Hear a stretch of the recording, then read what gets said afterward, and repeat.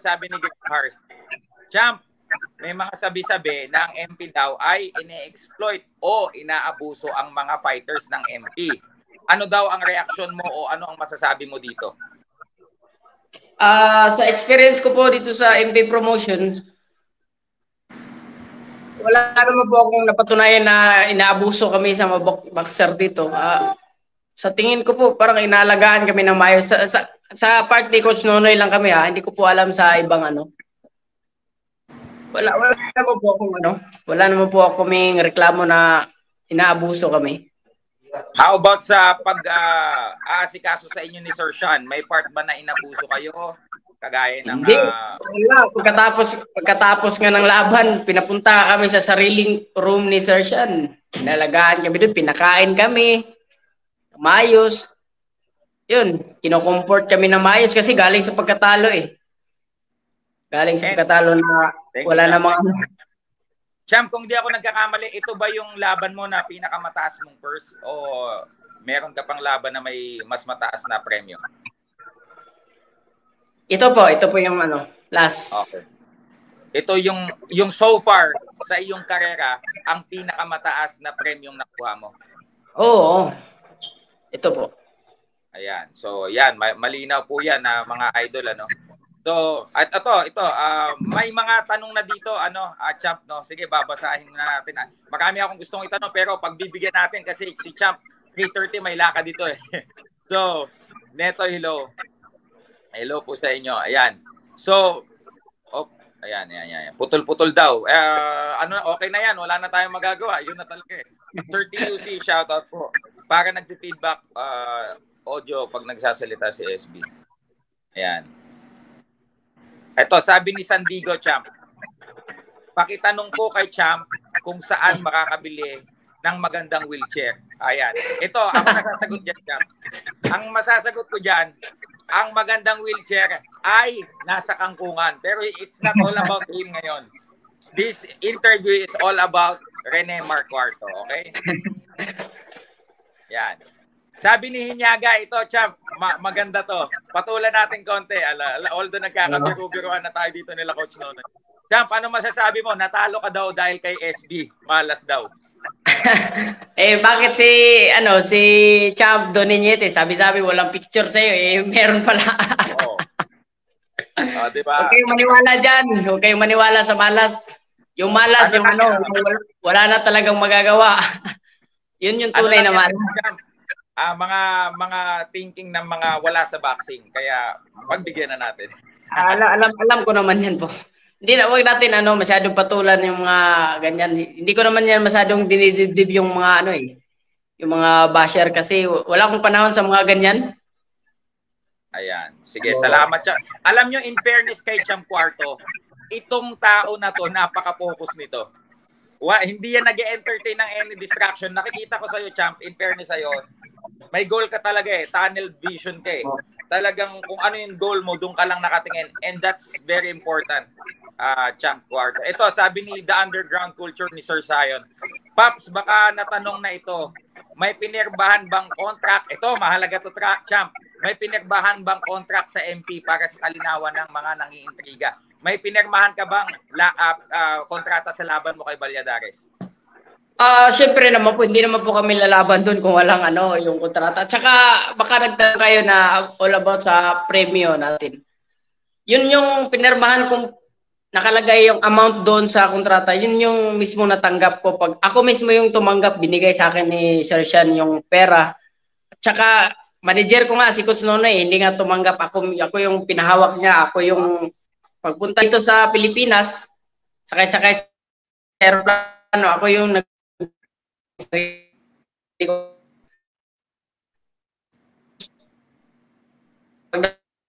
pagdating nawala si Jam. Sayang. Ayan. So, clear na po tayo mga idol Yan Champ ay alam naman nating isang chismis. Meron kasi mga nagpapakalat na meron daw verbal contract o yung sa salita lang.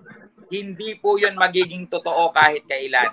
Ang mga boxer po, hindi po makakatungtong sa dona at makakalaban kung wala pong kontrata. Yan. Siguro sa ano yan, sa ibang promoter. Pero tulad ng sabi ko, napakaswerte po namin na nandyan si Sir Sean, si Kusnone, tsaka si Senator Manny. Ayan. Nandyan sila dalawa kami. Actually, Champ, Kasi alam ano naman eh, natin yan sa loob ng promotions natin.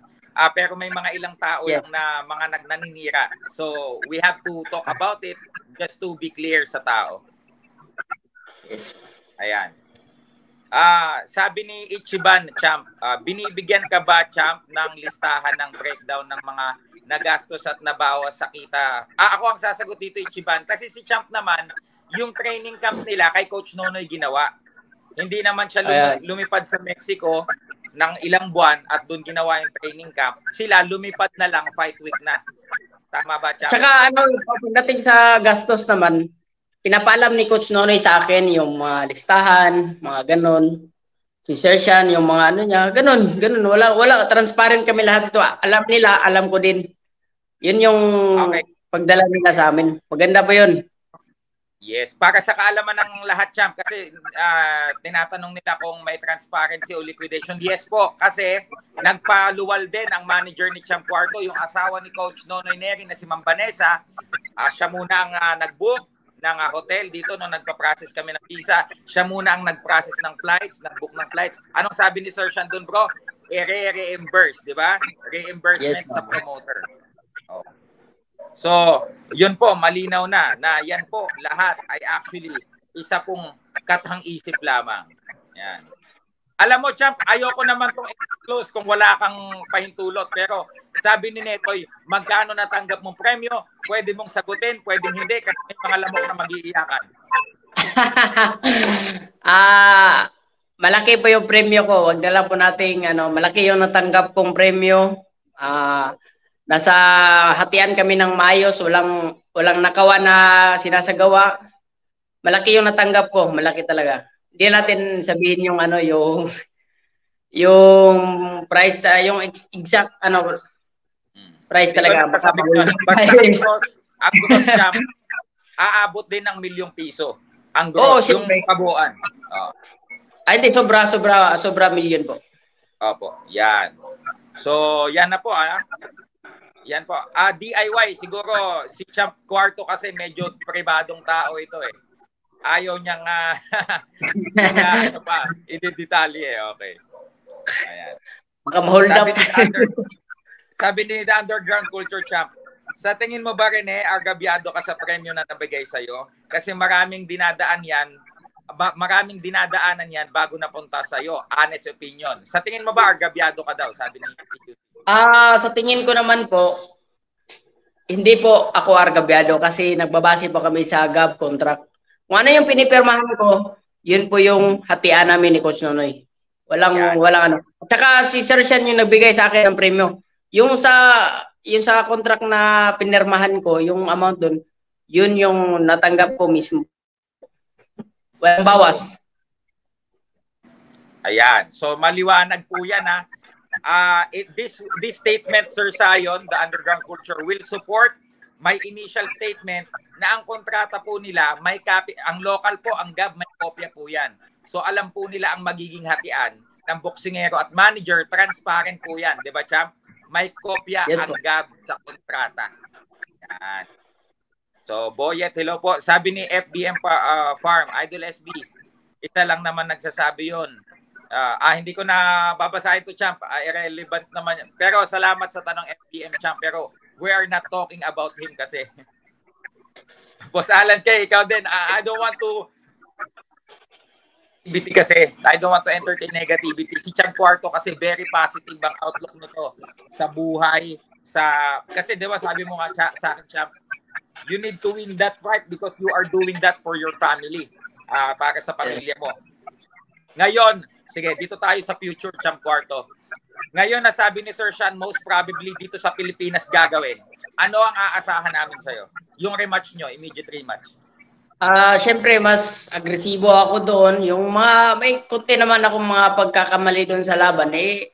Improve natin yung galaw ko doon. Kasi siguro naman may improve yun kasi dito na sa Pilipinas makakapahinga na maayos, makaka-relax na. Tsaka ayun, mas magaling pa na Rene Mark Quarto yung makikita natin doon. Ayun. Ano. Ito din, Champ, medyo salamat, Champ. Interesanteng tanong. Since nasa minimum weight ka, Champ, sabi ni Ichiban, in the future ba, may plano ka bang umakyat sa mas mataas na timbang? Siguro naman po, pag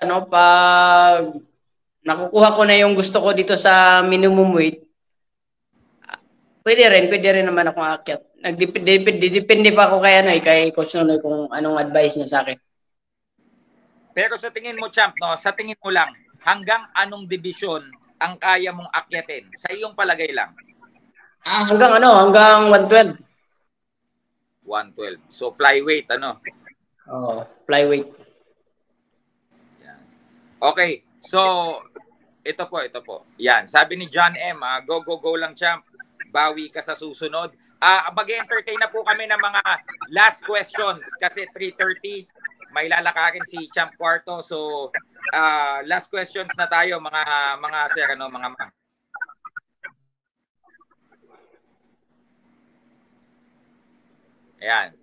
Ayan. Sige. Champ, sa tingin mo kaya mong pabagsakin ng mas maaga si Valladares? Ano sa palagay mo, Champ?